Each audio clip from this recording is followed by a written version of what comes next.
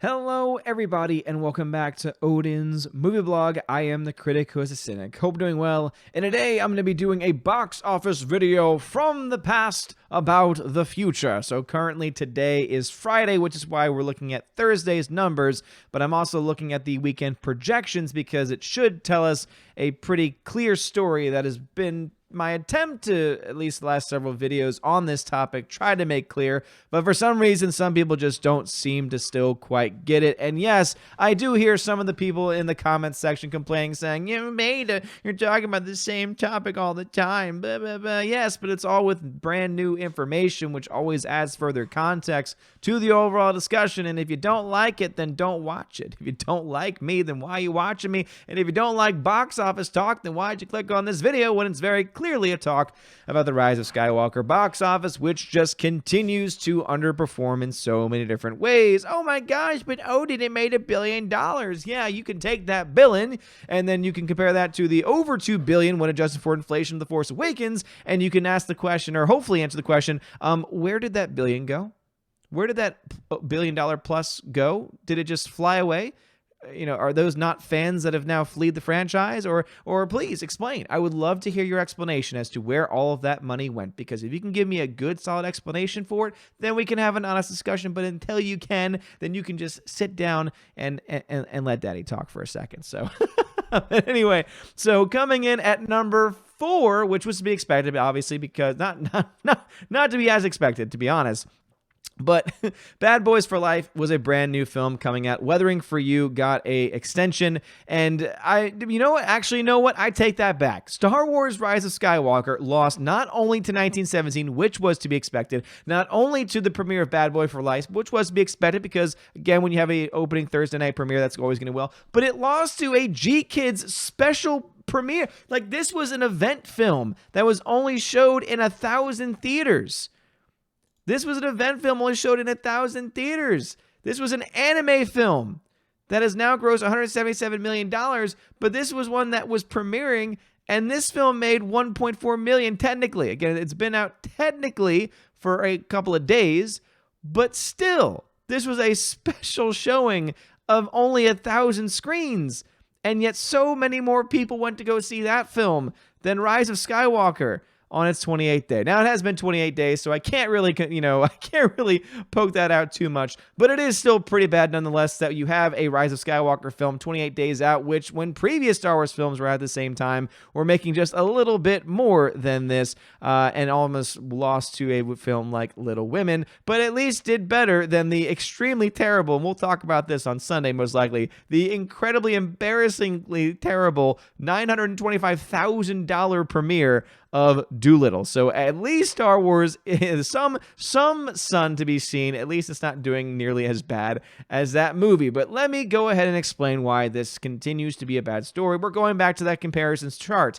And as you can see, the unadjusted for inflation numbers for the Rogue One movie is now actually $2 million ahead of Rise of Skywalker. You compare that to what Rogue One did at the same time in history, where it made $1.7 million before adjusting for inflation, in comparison to the barely over $1 million, which, once again, as I said, seems to indicate that this indeed will end its run. Rise of Skywalker will end its run underneath that of Rogue One's domestic take, even before you adjust for inflation, meaning you're looking at a movie that is a Star Wars film that will be making underneath $532 million at the domestic box office, which will be almost $100 million less domestically than what The Last Jedi did when you adjust for inflation. So I think that, again, that's before adjust for inflation for Rogue One. So I'm sorry, but once again, if you can explain to me where the $1 billion went for the entire franchise, and then if you can then explain to me where the likely $100 million from the domestic market went, just flooded away, then we can have an honest discussion. This is the reason why I'm continuing to talk about it, because it is indeed pretty miraculous that this film is underperforming nearly as much as it is. Yes, you're right, across the $1 billion. Good for you. Yes, at this point in time, it is making profit. Good for you. But at what cost? You've lost, essentially what we're saying here is you've lost half your audience. I don't think that looking at a film and saying, oh, it made $1 billion, but when you lost half your audience to get there, I don't really think that can really be seen as a positive thing. And here's the reason why. In its fifth weekend run, Rogue One made 5, 6, 7, 8, 9, 10, 11, 12. So altogether about $13 or $14 million in its 5th weekend. Do you want to know what the weekend forecast is for Rise of Skywalker? So $14 million or so for Rogue One at the same weekend. It is projected to make $7.6 million. So it is expected to make half the amount. It is expected to make half the amount of what Rogue One did at the same time in its history and drop another 50%. This has been the story. This has been the focus of the last several videos that I've made on this topic, is the fact that it's been dropping 50% in the domestic marketplace consistently for the past 3 or 4 weeks. And that type of consistent drop-off shows no legs whatsoever and shows such an immense slowdown that even films like Bad Boys for Life or Doolittle are going to be making money and taking away audience members that they really shouldn't be. I mean, as I said, the Rogue One numbers, again, Rogue One is pretty much the movie that we can compare it to, is not something that the last film in the Rise of Skywalker and the entire Skywalker franchise should be ending with. Not to mention, as I said before, it's looking worse and worse for the domestic number. And I think that is going to be the big story, is that it's expected to hit around 490 million by the end of this weekend. But let's assume that these 50% drops still continue and more movies come out. What that means is that not that necessarily these other movies are taking away audiences from The Rise of Skywalker. It just means that no one's wanting to go see The Rise of Skywalker because either one, they've already seen it, or two, they don't want to see it again. So as I said, internationally, you've lost half your audience from The Force Awakens. Domestically, just between The Last Jedi and this film, you've lost roughly $100 million worth of money.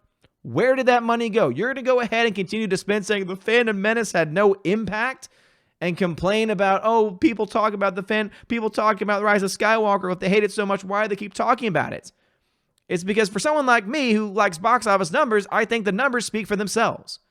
So as I said, explain to me the $1 billion loss between film 1 and film 3. Again, $1 billion in global revenue, gone. And now explain to me how, again, the fact that it's continuing to trend behind this before inflation number of Rogue One and how it is still tracking. And this weekend coming up will be half of what this film did at the same time in its run, even before inflation. Remember that and be reminded of that, by the way, and how this film, in all likelihood, will not reach this number.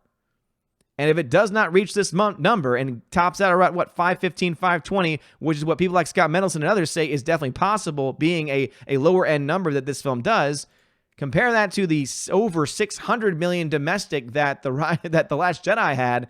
And now you have another question of where is, again, the huge market that's supposed to be in the United States. That is now $100 million plus that will have disappeared from the marketplace. Please, again, explain, where did it go? You won't be able to unless you say a couple things. The Phantom Menace was right.